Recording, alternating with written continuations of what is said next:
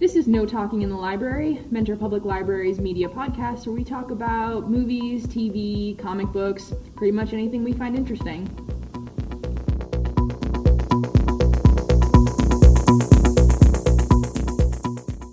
Hi, I'm John. And I'm Meredith. And this is No Talking in the Library, coming to you today from a secret Canadian government facility located somewhere in the Canadian Northwest Territory. We can't really tell you where. I mean, then we'd have to kill you. Top secret. Yeah. So today we're going to be talking about the movie Logan. We've got Mary Beth with us, another coworker, to talk to us about the movie here in a little bit. But before we jump into that, we're going to talk about a comic book character who's introduced in the movie Logan, that this is her first appearance in the film series. And we just want to talk about her comic origins a little bit before we talk about the movie. So Logan introduces the character of Laura. That's how she's referred to in the movie. Right. But her comic character, her comic counterpart, is actually mostly known as X-23 or Laura Kinney. Yeah, so X-23 is a sort of latter-day version of the Wolverine character, who is one of the most popular characters in the whole X-Men comic universe, so to speak. The X-Men, I mean, let's just start. For anybody who doesn't know, the X-Men is one of Marvel's, in the long run, most successful titles. It was originated, I think, in 1963 as a sort of like kind of younger mutants working with the Professor X, who was a sort of their kind of mentor. And it kind of died out in the late 60s, and then they brought it back in the early 1970s with a new creative team.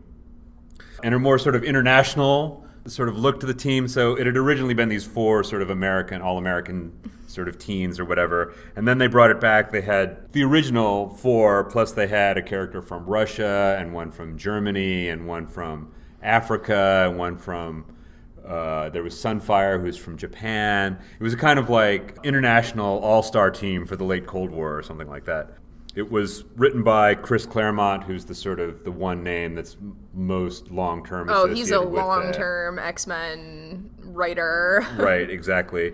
And so the X-Men have gone through so many convolutions that it's really, we won't even try to explain any of them or most of them because it's just such a long-term kind of soap opera. I think people will be surprised to learn that Laura, the character in this movie, is actually not originally from the comics. She was developed for the animated series X-Men Evolution, which I believe started in 2003. Yeah, I think you're right. And I loved this show. This was like my favorite Saturday morning cartoon. It was the X-Men, but a lot of them had been redeveloped as teens, and they were at the school. And that's where Craig Kyle developed the character of X-23 as a female clone of Wolverine. Right. So the premise here, the reason she's called X-23 is because they tried to clone Wolverine. Sort of Wolverine was this special secret Canadian government project where they took a person who had, he was a mutant, he had extreme healing powers, and he also had these bone claws that could extend. They took him, they coated his skeleton in adamantium, and then sort of he went off he sort of got away and went and joined the X-Men. And so ever afterward, people were sort of trying to duplicate this Weapon X project. Recreate the experiment. And so Laura Kinney was the sort of 23rd attempt. All the other ones had sort of failed, but she was the first one where they really managed to create a living, viable specimen, if you want to call it that recreated those powers. So she did make her comics debut about a year later in a series called NYX, which wasn't really about Laura or X-23. It was a series about homeless mutants living in a mutant district of New York City, and that series is okay. I don't know what you think about it. Yeah, it's not the greatest thing I've ever read. It's definitely entertaining. I mean, I really enjoyed. I read it around the time that it came out in trade. Enjoyed it. It's only sort of peripherally about Laura Kinney. It's more about these other teens and their sort of dislocation and the sort of trying to cope with their mutant powers or whatever. Yeah, Laura's also like a teen prostitute in the series, which is... It's more interesting for it being her first comics appearance than like a good example of Right. the character. Yeah. So then what happened was that they decided to actually write a series that chronicled her origin. So it came after, but is chronologically first.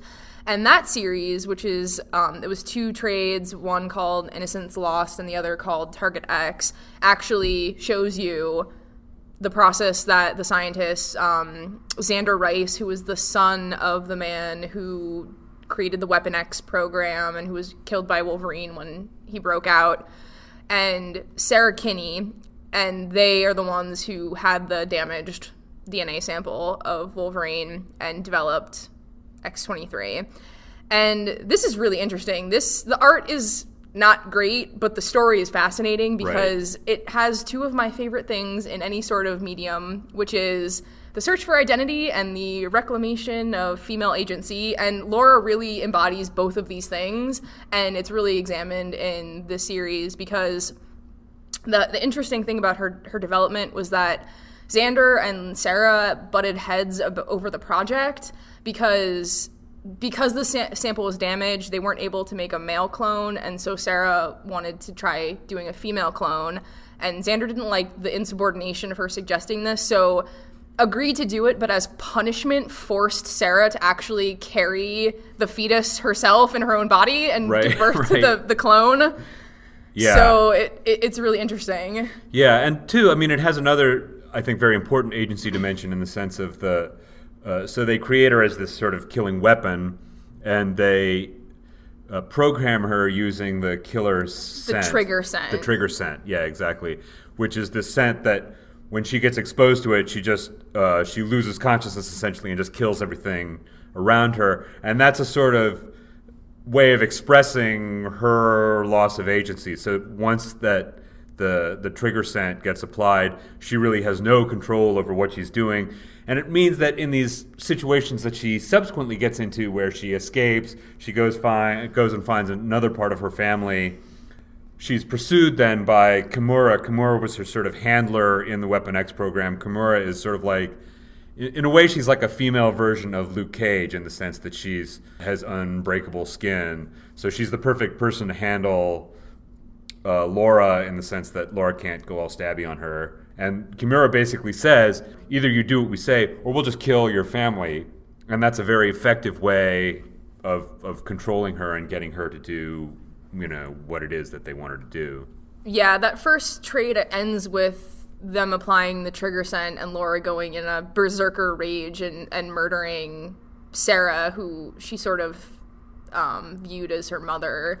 So it's a very, moving storyline that's very good, and I would definitely recommend as being the introduction to the character. Right. I mean, it's very intense in the sense that she combines this kind of extreme danger with also extreme vulnerability. I mean, there's those really very sort of heart-wrenching scenes where her mother is reading Pinocchio to her, and even though she's not supposed to because she's not allowed to treat her like a human being because they want to raise her as a weapon. And so there's a lot of really interesting stuff in this. Eventually I don't know why it took them quite so long to do this, or I suppose this is probably the plan. They eventually integrate her into the X-Men. She turns up in X-Men 450 and X-Men 451, which, interestingly enough, have not been included in any trade so far. So if you want to read them, you either have to find someone who collected them when they came out, or you can get them on Marvel's website if you want to pay their subscription. Yeah, she makes some on and off appearances. She makes an appearance in the Trial of Jean Grey with the Guardians of the Galaxy. There's a funny bit between her and Star-Lord that I really like. And then eventually, in 2015, which I think it must have been after they announced that Logan, or in concurrent with the fact that the new Wolverine movie was going to be this movie about Old Man Logan and Laura, they relaunched Laura in her own solo series called All New Wolverine, which is written by Tom Taylor. And I remember being a little bit skeptical about the comic. I'm not familiar with Tom Taylor. I don't read Injustice. Right. And I ended up picking it up just because I was like, well, the movie's coming out, I'll pick up the series to start with. And it ended up being the most amazing comic I have ever read. Right. I mean, I'll just interrupt and say here too that I have this very fraught long-term relationship with the X-Men. We had talked about this, I think, a year before this came out. I mean, we had talked about how we were both really sick of the whole X-Men, and we, I think, had both decided that the best thing to do would be to just clean the slate and forget about them. I was very dubious about another Wolverine movie. I was very dubious about another Wolverine comic book, and I think you bought it first. I 100% agree. Like the first arc, the Four Sisters arc, is one of the best comic arcs I've ever read, and really completely regenerated my interest in the character line, I have to be honest. Yeah, so the first arc, it's really the first 3 arcs. Sort of, what's so great about it is that it very much bookends the part of Laura that was started in Innocence Lost and Target X. And in particular, this first arc, The Four Sisters, in which Laura discovers that there are clones of her now. And they have been developed. They're not perfect. I don't think they're completely indestructible. Right. They heal, but they're not indestructible in the way that she is. And there are these nanites in their bloodstream, which makes their lifespan finite. And part of the storyline is Laura trying to, 1, shut down the project that is making these clones, and 2, finding a way of cleaning their bodies of these technology bits things. So it's so good. Because it's so much about these female characters reclaiming their agency. This particular arc, I think, does a really interesting thing just in terms of the way the storytelling is, the way it kind of allows her to redeem herself or to sort of come to terms with some of the things in her own past. She clearly feels guilty about a lot of the things that she's done. She feels like she sort of owes a debt to try and fix some of the things that she's done, even though they're really unfixable. So her way of approaching it is she finds these girls, young women who've been constructed out of her DNA, and she sort of says to herself, okay, this is the way that I can, at least in some sense, right the balance that was created, that was put out of balance by the things that I did, even though I wasn't necessarily, my agency was compromised when I did them. Yeah, so the middle arc is bogged down a little bit by Civil War 2, which, we don't really need to get into. But then the final arc involves the Trigger Scent and Kimura, which were 2 things part of Laura's origins. I found that it seemed to me like Tom Taylor really, really knew what he was doing and had a very clear goal about what he wanted to do with the character that I was really surprised and impressed with. Yeah, it's not that often that you see an 17, 18 issue arc happen, or series of arcs, where it doesn't lose momentum at some point and turn into something else or start sort of chasing its tail. But this, I can't think of a thing I've enjoyed more in the last few years. maybe the Noto and Nathanson. Mockingbird, I think, is the only thing that rivals my love of X-23. You don't think that Black Widow? I think Chelsea Cain's Mockingbird is far and away one of the greatest series. Sure.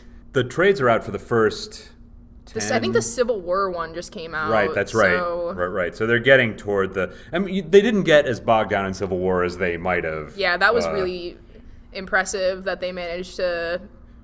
Civil War didn't only touched on it a little bit, and the character of Gabby is always brought humor to it. Right, she's one of the 3 girls who ends up staying with Laura Kinney. You also get to see in that Civil War thing, Laura Kinney drop a pretty good beatdown on Captain America, which I really do like Captain America, but it's also kind of cool to see Laura Kinney drop a parkour move on his head and then smash his face into the wall.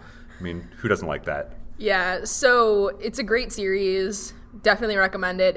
If you've seen the movie of Logan and you're curious about Laura's origins, the original Innocence Lost, Target X series, and then you could easily jump into all new Wolverine. I was very excited to see Laura appear in Logan. So right. Yeah. And not only that, but for Logan to be possibly one of the best superhero movies I've ever seen.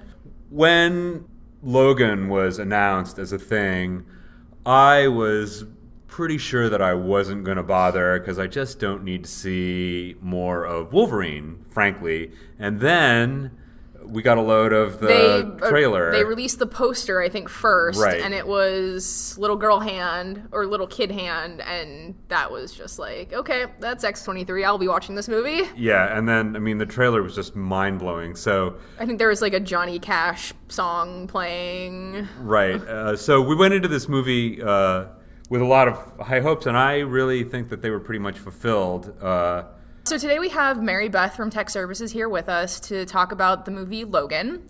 And I think it's a movie that we all enjoyed. We'll see once we start talking about it. But just in case you haven't seen it, I'll describe the plot here a little bit. Logan came out earlier this year. It was directed and written by James Mangold, who I believe also did... He did one of the other Wolverine movies. He did one of the other ones. I think he did The Wolverine. Right, and he's also directed Walk the Line, which is a movie I really like. Yeah, that's a great movie. So this is a movie that takes place in the future. It takes place in 2029. It is not exactly clear which X-Men timeline it fits in. The X-Men films aren't really concerned with tight continuity, so it could at any point... It could be the ending point for any of or all of these X-Men films. Right, it doesn't really exclude the possibility that any one of them could end up in this situation. Exactly. So it's 2029, and mutants have become extinct. They aren't being born, and the ones that have been born prior are either dead or have been killed, and it's sort of the end of this mutant line. So Logan is now taking care of a very elderly Professor Xavier who's suffering from some sort of degenerative brain disease. Right, some dementia type thing. And he's got him stashed on the other side of the Mexican border.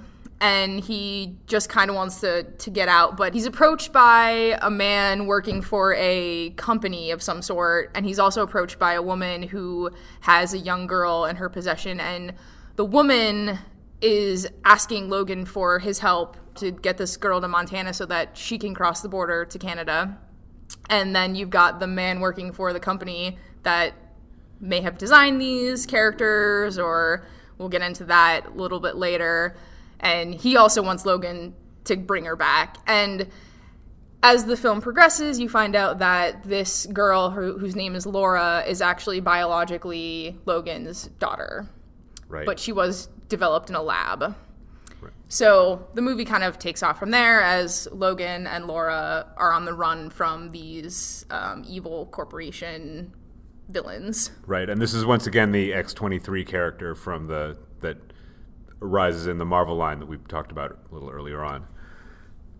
Okay, so I'm just going to kick it off right to Mary Beth. What did you think of this movie? Well, I was really blown away. I thought it was an excellent ending to the arc for Logan. If this is the way they're going to finish up his story, at least at this point, I thought it was excellent. I walked out and I was just, actually, I was a little shaky when I was done because I just thought they completed it. It was very powerful. Violent, but very powerful. That was the one thing that really shocked me, was the amount of violence. I had my hand over my face a couple of times because I just got a little tired of the violence.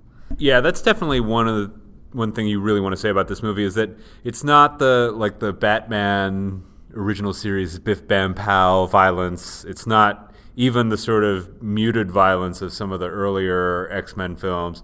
This movie really does a good job of showing you what it would be like if a guy with 6-foot-long adamantium claws decided that he was going to mess some people up and didn't really care about the consequences. I mean, in the first 3 minutes of this movie, he hacks the arm off like several guys and he stabs a whole bunch of guys. And I mean, he pretty much racks up a bigger body count than I think he did in most of the other movies combined, even the other train wreck Wolverine movies. I was ready to write off the X-Men movies, where I hadn't seen an X-Men movie since, I hadn't seen an X-Men film since X-Men 3: The Last Stand, and I didn't see the Wolverine, and I was done. I was tired of the way they were giving their female characters the short stick, and I was not interested in seeing the Wolverine. And then they announced that there was going to be this Logan movie kind of based off of the Old Man Logan comics. And then they showed the poster, and it became clear that they were planning on introducing Laura Kinney's character. And I love X-23. I love Laura. And it was like they knew the one thing they could do to bring me back to see an X-Men movie, and they did it. I loved this movie. I think you did too. Yeah, I really enjoyed it. Number one, because that's for real what would happen. I mean, it's kind of tiring to watch, like, oh, he's going to spar with these claws like they're sparring with swords. No, if you have gigantic claws, and this is also, by the way, true to the comic book series, you're going to cut some people open. Yeah, in all of the other movies, when he uses his claws, he'll retract them, and you'll see the guy who got stabbed might have like 3 tiny puncture wounds in his chest. This is nothing like that. You see like gaping, like ripped open bodies and like heads like split apart, and it's awesome. Yeah. It's the Wolverine movie that everyone has been waiting for. Yeah, I mean, if you love Wolverine from way back and you're interested in them sort of really getting at what the Wolverine character is all about, I think this movie does a much better job than any of the other attempts to sort of represent Wolverine. But you have to be ready to wade through some pretty serious rivers of gore in order to tell this story. So the new thing that this movie introduces is the character of Laura. She's a character from the comics, but this is the first time that she's made an appearance in any sort of live-action film. So it's her introduction, as much as it's the curtain call finale for Logan's character. So, Mary Beth, what did you think of Laura? Laura was awesome. I'm sorry, but she was awesome. I have to admit, if they had to do a little girl and make her a Logan clone, this was the one. Because her facial expressions, her anger, her lack of empathy for just about everybody, pretty much from the get-go, made her a very, very good Wolverine. You know, she's definitely got his genes. Her ability to just like flip up onto somebody's head and run her little claws right through his brain is I'm sorry, but it was powerful. It was pretty cool. I had to admit, she was very athletic. The character, as she learns how to be among real people, because when she was in the facility, I don't think she really had a chance to deal with empathy, deal with, any kind of emotions other than with the nurses and people that took care of her. She learned a lot from Professor Xavier and Logan himself. So I thought they really made her grow as a person throughout, this short time frame. And I think she did a really good job of being a nasty little chick. I hope there is a second film. That would be awesome. So, but violent. I felt bad for the kid. They probably had PTSD when they were done making this film. Yeah, I hope they weren't having her watch the dailies or whatever, because you're absolutely right. I mean, I think I had PTSD after watching this film, because it was really grim. It was really beautiful in the same way. I mean, it was unflinching about what the X-23 mutant program was all about. You would get that too from watching some of the other Wolverine movies, but this was incredibly hard to take because what you have is this facility full of children who they really just treat in the exact same way as lab rats because they're essentially being bred to be weapons. Yeah, and as Mary Beth said, Daphne Keane, who plays Laura, was the perfect person to cast. I don't know where they found her, but she just had a way of making these like feral animal faces that were so good because the character doesn't really have any dialogue for the first 2/3 of the movie, so it's all her kind of grunting and making angry faces, and they got such an expressive actress, so it really ended up being not only like Laura was in the movie, but they did it well, and they did it in a way that would make me excited for continuation of this character. I really had a sort of easier time empathizing with her. I mean, in the other sort of Logan or in the other Wolverine movies, mostly I was kind of irritated by the way Fox decided to use the Wolverine character. And I mean, this, over and above the fact they decided for whatever reason to insert him into Days of Future Past, but putting that aside for a moment, they just didn't make him feel like a character that I really cared that much about. Whereas in this movie, he seemed like someone you could care about a little more because he's in this position, you see him in this position with Professor Xavier, who's been his mentor in a certain sense for a long time, and who he feels this responsibility to care for, but who he also understands can't be cared for by him. I mean, he's so powerful. So what did you think of the Professor X character and the way that Patrick Stewart rendered it in this movie? What can you say about Patrick Stewart? I mean, he's awesome. His portrayal of the dementia and the crazy that he has become was awesome. He did a great job. His character showing the depth of his frustration and yet confusion and neediness. Suddenly he's dependent on these other two people, Caliban, the character, and Logan, to do everything for him. And it really, you can tell it just ripping him up, and he did a really good job portraying all the problems he was having and how he was dealing with it. And when he was coherent, when they didn't have him drugged to the gills, he did a great job. And of course, I just love him anyway. I watched Star Trek for how many years for Next Gen just to see Patrick Stewart. His portrayal with Logan, the relationship that the two of them have developed, which of course you don't see, but you see the end of it, where they've gotten to, and yet he's frustrated, but he loves him. He's, both on both sides. They both, have this deep relationship that they've had for all these years now. So it was really well done. I think, of course, you gotta cry. He pulled me into tears. I don't know how many times in the film with his upset and his vulnerability. He played that really, really well. Really, really well. Yeah, I thought that. Vulnerability, I think, is a great thing to bring up here because he really. Professor X is used to being in control. He's used to being in charge, and he's this incredibly powerful mutant who has these mental powers that he has to sort of keep in control, and he's always kept them in control, and now he's in a position where he can't do that anymore. It's a very difficult thing, I think, for an actor to really show true vulnerability.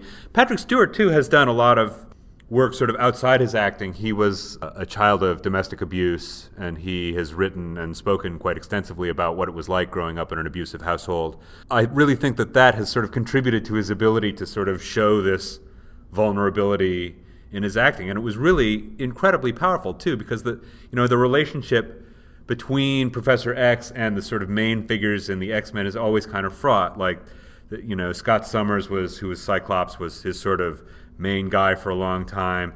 Logan, he saw so much potential in, but Logan was always disappointing him. Logan would never stick with the program, and now they're forced together in this way. Each one of them, Professor X can't control his psychic powers anymore. They sort of refer darkly to the Westchester incident, which must have been one of these times when his powers got out of control and caused some serious damage. Logan is also now dying too, because the adamantium that covers his skeleton is poisoning him. And one of the sort of fundamental qualities of the Wolverine character is that he regenerated incredibly quickly, but his regeneration powers have stopped working, so he's basically dying. And he and Patrick Stewart are these two very broken people who are trying to help each other.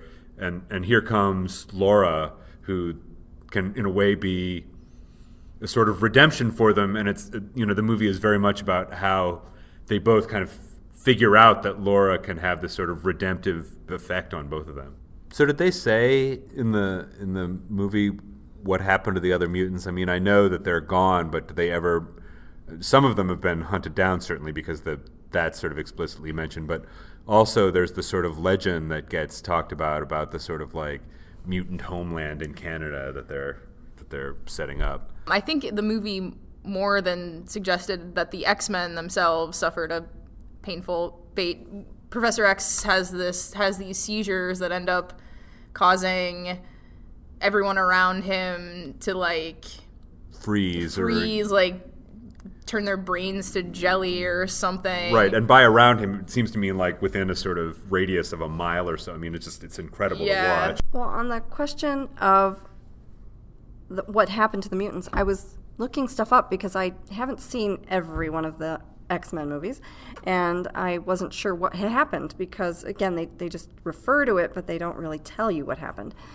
And according to the article that I was reading, it said that someone had mentioned in one of the films that there had been some kind of thing done by this company, this alkali transigent, that they had put something in the food. Like, I don't know if they did it for the entire United States, the entire world, but they put it in the food, and it was a mutation blocker. So it would stop them from mutating anymore. So there would be no more born, so there would be an end to them. And then they went after the ones that were alive. So I don't know why they didn't make that a bigger deal in the movie or not, but they just kind of, like, slipped it in somewhere, and we all missed it, or I don't know. Right.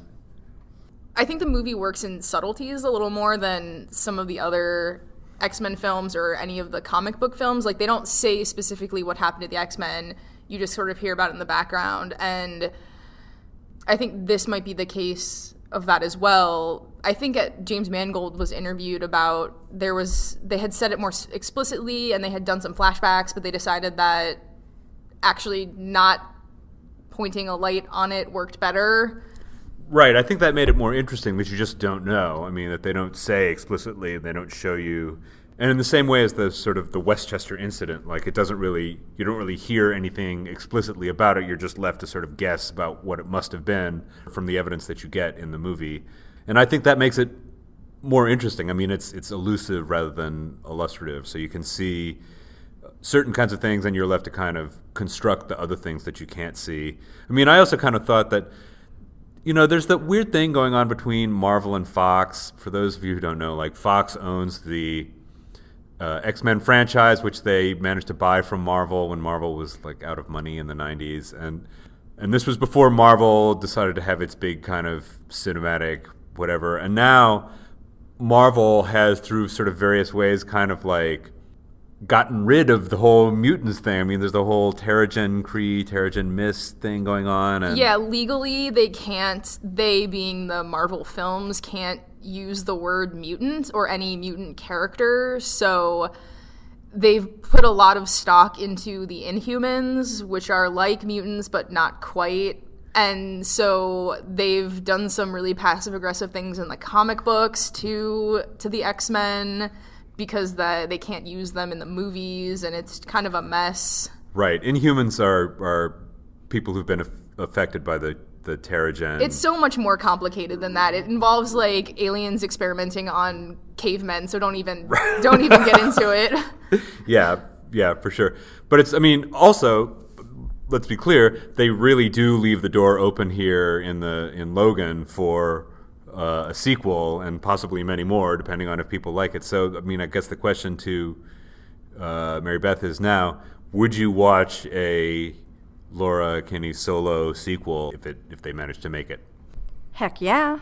No, Laura is a very powerful character. I can see a lot of possibilities for her. I know they've got a whole comic going with her, X-23, is that? Yeah.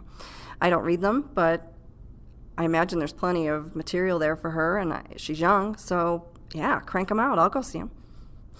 I would absolutely watch a Laura Kinney solo movie, and I don't think they've announced it yet, but I think that it seems crazy that they wouldn't, because they've done all the legwork for backstory now. Like, they could just make a Laura movie, and they could just start it and, like, get going. You don't have to explain who she is or what her deal is, because they've done it already. Right. You don't have to have the flashbacks to the Mexican, like, facility or whatever. And you've also got sort of passel of sidekick characters. Like, she's basically ends up meeting up with a whole bunch of other sort of refugees from this experimentation facility.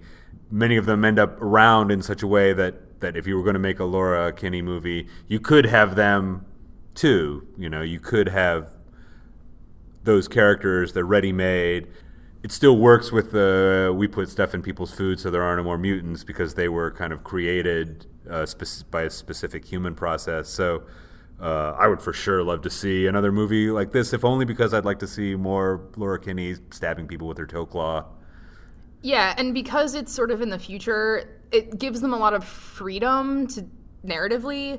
They're not tied to any sort of comic arc or comic canon, so they could add characters from comics as they needed, but they have a lot of freedom there, I think. Yeah, I think that's exactly right, and they're kind of disconnected from the Marvel X-23 canon in a certain sense. There's some parts of it they could bring in if they wanted to as kind of backstory, but the fact of the matter is they essentially created kind of almost a tabula rasa when they had them sort of running off into Canada, and so, maybe in the future they'll make a kind of like cyberpunk Laura Kinney, running through some crazy urban environment, getting all stabby on people. That would be awesome. Yeah, I definitely pay to see that for sure. Okay, so Mary Beth, do you have any last thoughts you want to share about Logan or Laura? How about Deadpool and Laura? I wish. Most violent film on the record, even past Kill Bill. No, I don't really, other than just to say, she's awesome. I look forward to seeing what they can do with her if they go ahead with more movies. And I'm going to miss Logan, and I hope they bring him back in some form somewhere. But, no, it was a really good film. I definitely recommend people watching it. Just watch it with the knowledge that little kids should not be anywhere near the room, because that girl takes off, and it's very violent. And it was really good, though. I cried. Walked out shaken. It was good. Knowing Fox, I'm sure we'll be seeing Logan in some way, shape, or form. I'm going to guess that the chances of that are roughly 100%. I mean, let me just say, too, I love this movie because, spoiler alert, Logan dies, and I think that's been something that's needed to happen for a long time. I mean, I know I've said earlier on that I grew up reading X-Men comics, but the X-Men arc has, in its totality, has gotten so abstruse that I've just, they've needed to, I think we've talked about this on a number of occasions just between ourselves, that what they really just needed to do was clean the slate or move to some other slate with some other people, That's my idea anyway. Okay, this is way out of the whack because you said that and it reminded me of something that was bugging me about the film. And the thing that bugged me about the film was the Munson family. When they introduced that family on the side of the road with the horses, I was like, no. Don't get involved. Don't get involved. Okay, so gratuitous death scenes are going to occur because these people are getting involved with the wrong people. And I was alone in the theater, all by myself. There's nobody else there. And I yelled at the screen. I said, people, don't get involved. And then I said to Logan, don't go with them. You're going to kill them all. And, well, what ends up happening? They find them. They find them all. So it annoyed me because I just felt like, this is something that they just added into the movie. Why? More empathy. Laura gets to meet the kid, and the kid gets to teach her a little bit more about the world. But basically it was just going to be a giant heart-rending moment because I knew these people were too vulnerable. They can't be involved with these people, without something horrible happening to them. So that was my one part of the film that I did not like. As soon as I saw it happening, I knew what they were doing, and I was like, why do they always have to throw in something like this? This could have, it just unnecessary death scenes for me. And I knew, you don't get involved with the mutants. You'll die. Yeah, that wasn't my favorite part either for a couple of reasons. Because one, you knew, okay, this whole family's going to die. Two, I thought it dragged momentum of the movie down a little bit because then it was like, okay, we have to, they were traveling across the country and suddenly they're stopped to help this family fix their water pump. And then thirdly, and the most glaring reason is that it was during that sequence that they introduced the Logan clone, and I got up and left to go to the bathroom because I was so angry because it was Fox loves Logan so much that they just have to shoehorn him into every movie, and even a movie that's already about Logan, it's called Logan, they have to add another one. Right, there's extra Logan because just one Logan wasn't enough for them. Yeah, that scene. I thought it really kind of slowed the momentum in the movie, or I guess interlude because it's a series of scenes. It was really, you could tell at the beginning what was going to happen. Your point, Mary Beth, is correct.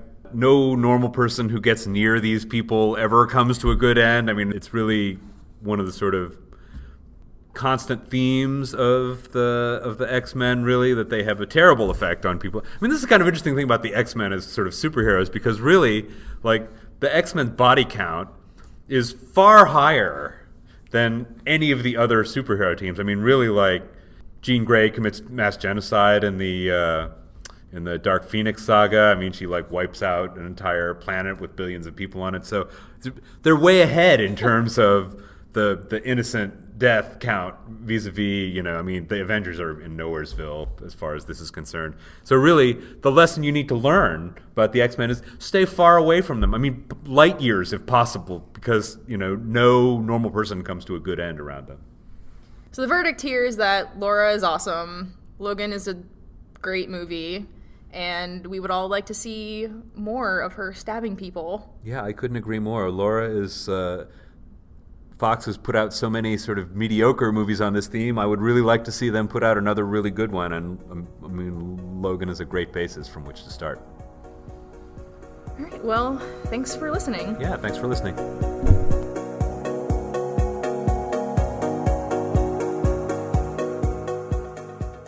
No Talking in the Library is a production of Mentor Public Library. Opinions expressed are those of the presenters and do not necessarily express those of the library or the library board. You can find our webpage on the library's website at www.mentorpl.org/adults/no talking. Our sound editor is Marilyn Weiss. Our webpage is maintained by Mary Pelton.